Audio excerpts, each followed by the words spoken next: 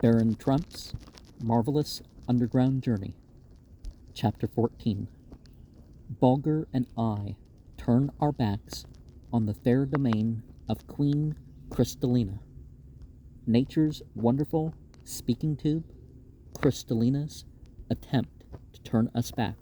How I kept Bulger from yielding. Some incidents of our journey along the Marble Highway, and how we came to the glorious gateway of solid silver.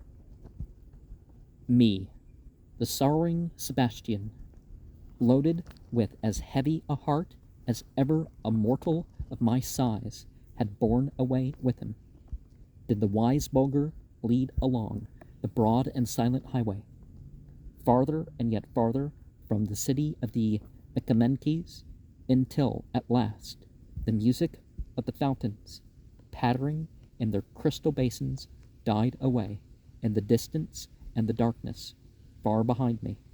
I felt that my wise little brother was right, and so I followed on after, with not a sigh or syllable to stay him. But he halted at last, and as I felt about me, I discovered that I was standing beside one of the richly carved seats that one so often meets with along the Marble Highway.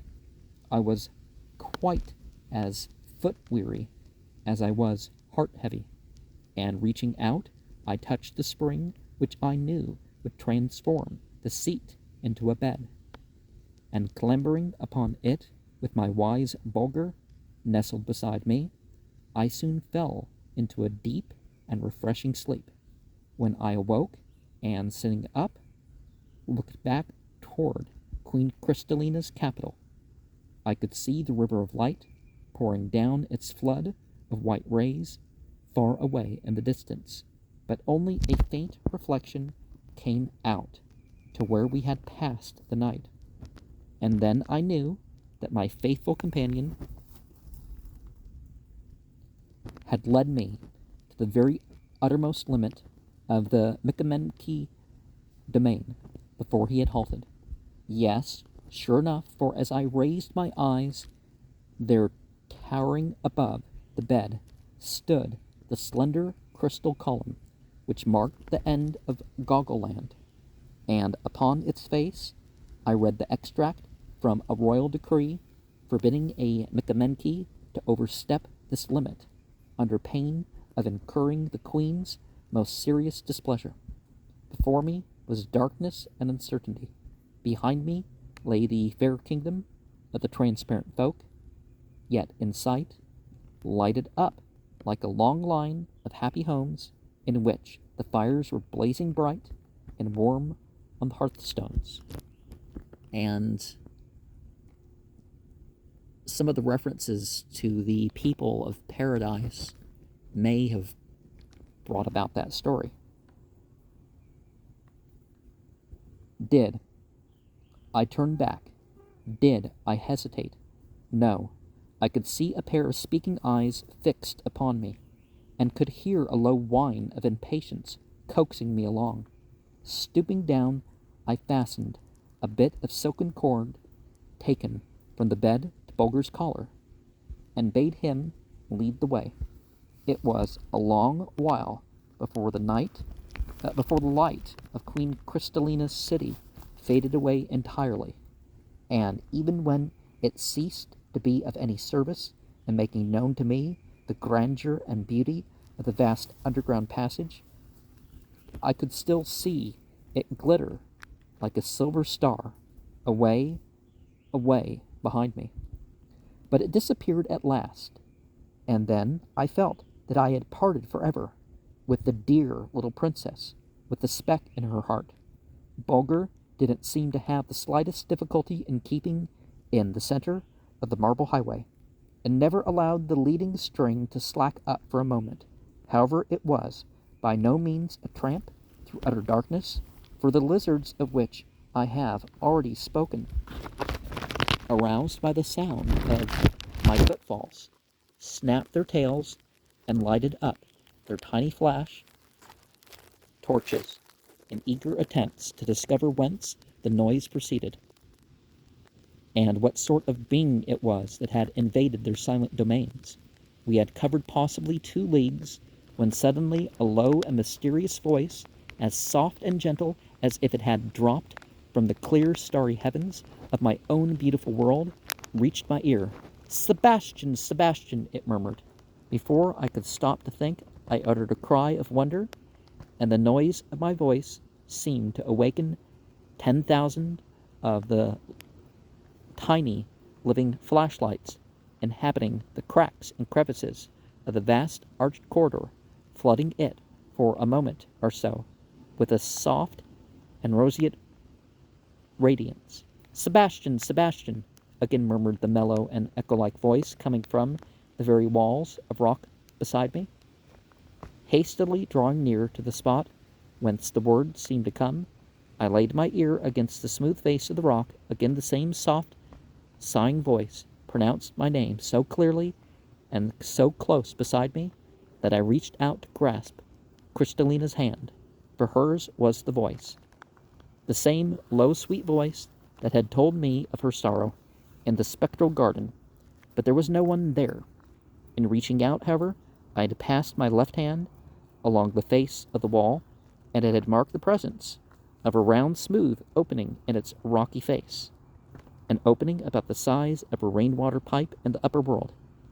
Instantly it flashed upon my mind that, through some whim of nature, this opening extended for leagues back towards the city of the Micamenkes, through the miles of solid rock, and opened in the very throne room of the Princess Crystallina.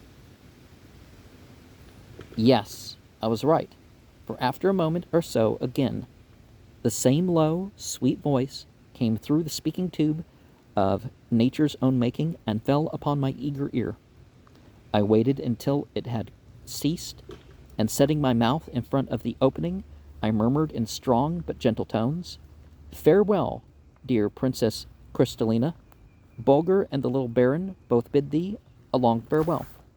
And then, raising Bulger in my arms, I bade him weep for his royal friend, whom he would never see again.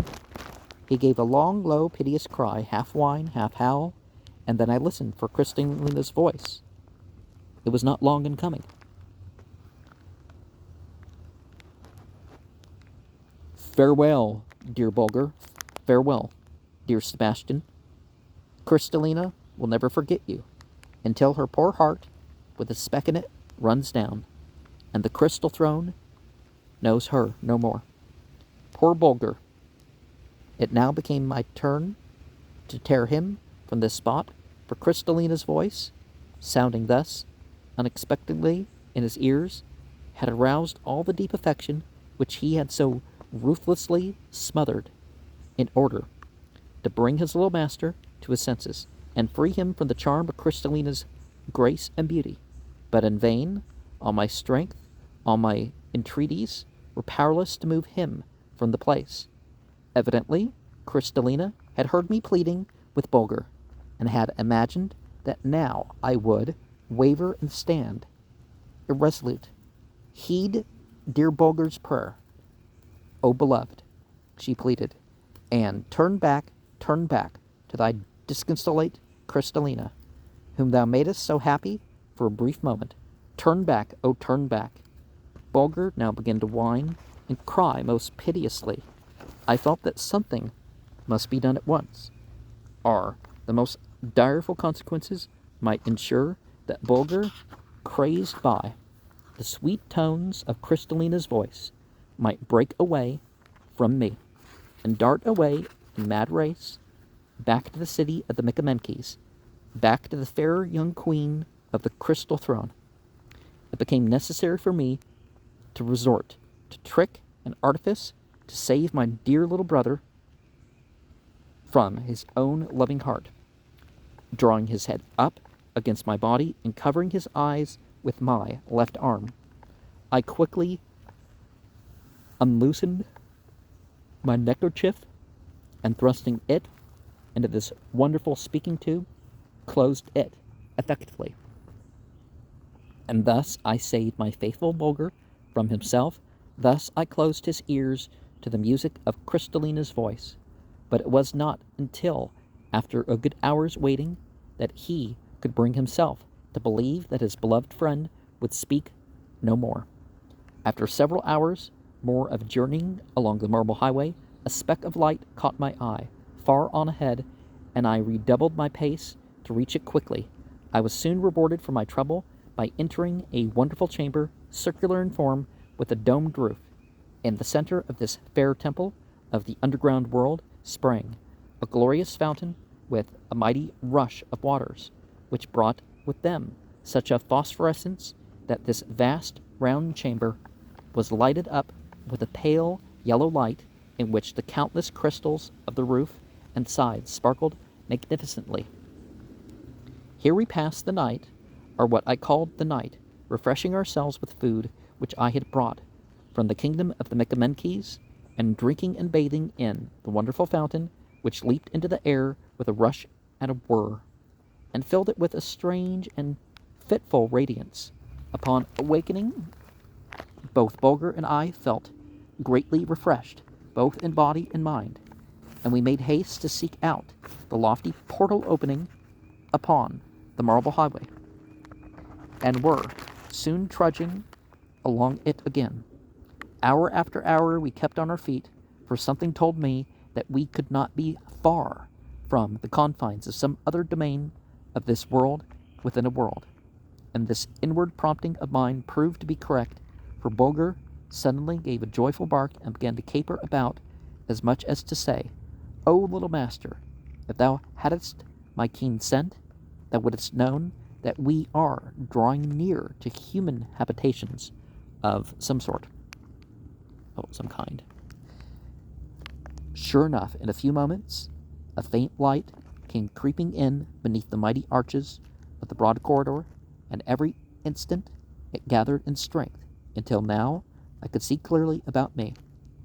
And then, all of a sudden, I caught sight of the source of this shy and unsteady light.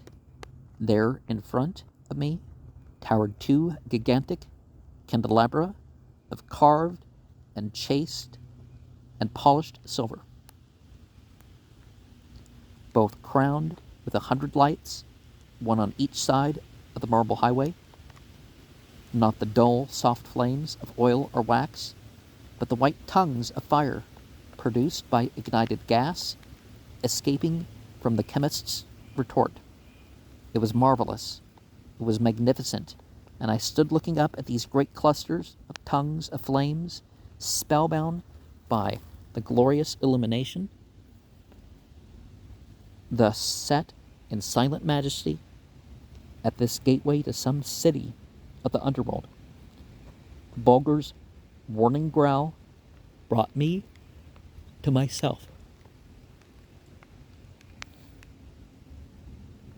But I must end this chapter here, dear friends, and halt to collect my thoughts before I proceed to tell you what I saw after passing this glorious gateway illumined by these two gigantic candelabra of solid silver.